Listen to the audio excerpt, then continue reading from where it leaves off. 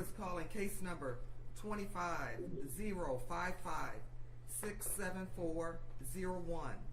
The people of the state of Michigan versus Brandy Catrice Pierce. May I have your appearances, please? Good morning, Your Honor. Tina Ripley on behalf of the people, P83688.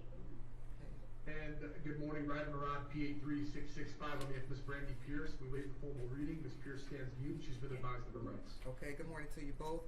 The court will enter a not guilty plea on behalf of Ms. Pierce. Ms. Ripley, your bond recommendation. Yes, Judge. People are asking for a remand in this case. The facts in this case are nothing short of egregious. Zamar King was a 9-year-old child who was treated like he was a piece of garbage. He deserved better, and we believe the evidence will show that back in April of 2024, the defendant and her 2 children went to a hospital for help. CPS got involved. Zamar told CPS that his mother chokes him and wants to kill him. Fast forwarding to October of 2024, the defendant and her 2 children are living in Detroit on Woodingham. The defendant orders a shovel and a wagon from Walmart. She digs a hole in her backyard behind her garage. Later in October, I believe October 24th, Zamar wakes up early as would be usual for him. We believe that the evidence will show that the defendant smothered and suffocated Zamar, and that the defendant heard his last gasping breath and decided to walk away. That when the defendant came back to Zamar, he was blue, and instead of helping him, she decided to bind his arms and legs, put him in a wagon, and take him out to the hole that she had in her backyard and bury him. The callousness with which the defendant treated Zamar cannot be understated. The defendant is an absolute threat to the community and the pleasures. After the killing, the defendant took herself and her other son to Illinois, Wisconsin, and then down to Georgia, where they had been resided. The defendant was subsequently arrested 2 times in Georgia for crimes involving her other son and drugs. We had after her death this warrant. So people believe you appropriate.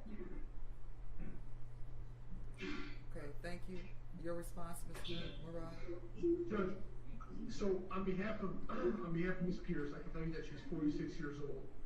She's not employed at this time, Your Honor. She has absolutely no income. She does suffer from disorders that I'm not aware if she's received her medication for. I can tell you that in talking to her, we understand that she's received a master's degree as well.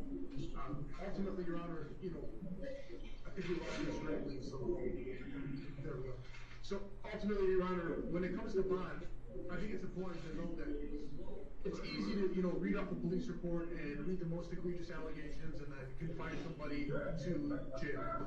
What I'm asking the court to do here is to use the least restrictive means possible and confine her to a homeless shelter.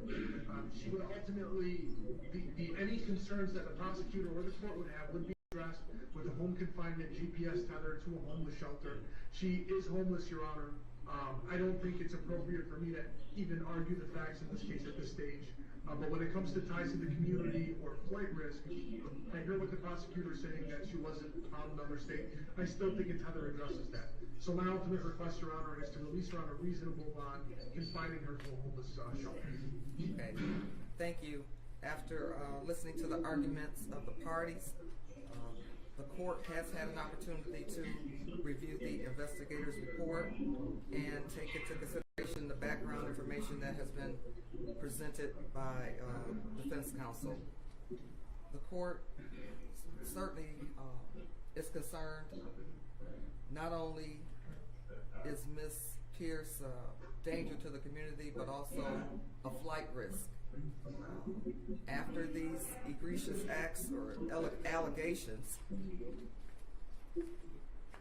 she left the state, was in Illinois, Wisconsin, and then found in Georgia. So a flight risk, that's pretty much clear. As it relates to being a danger, as Ms. Ripley indicated, the facts are just egregious in terms of how this child was found, the condition, being tied, body having been decomposed, the prior information that was submitted in terms of the contact with Child Protective Services, and based upon that information, she definitely poses a threat to the community.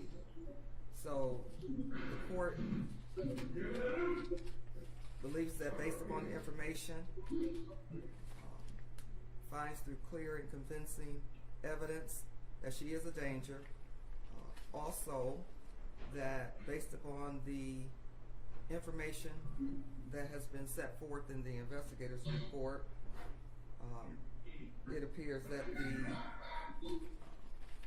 presumption of guilt is high, and the court is going to remand this matter pursuant to MRE 6.106B1I. So, Ms. Pierce, court is going to set a remand in this case. Is there anything else Thank you, from Judge. the people? No, Judge. Not as it relates to just bond. I'm looking for going to give the court dates in a moment. Anything else from you, Mr. Moran? I don't have anything further at this time, Judge. Okay, thank you. Then we have two dates, Ms. Pierce. You have a probable cause conference that's scheduled for March the 7th at 8:30. That will be by Zoom. You also have the right to a preliminary examination, which is scheduled for March the 13th at 1:45 p.m. Now that matter will be conducted in person. Both of those matters are scheduled before Judge Decay in the 36th District Court. So if there's nothing further, then this concludes this matter. Thank you, Your Honor. Thank you, Judge. both. Okay. Right, good afternoon, Ms.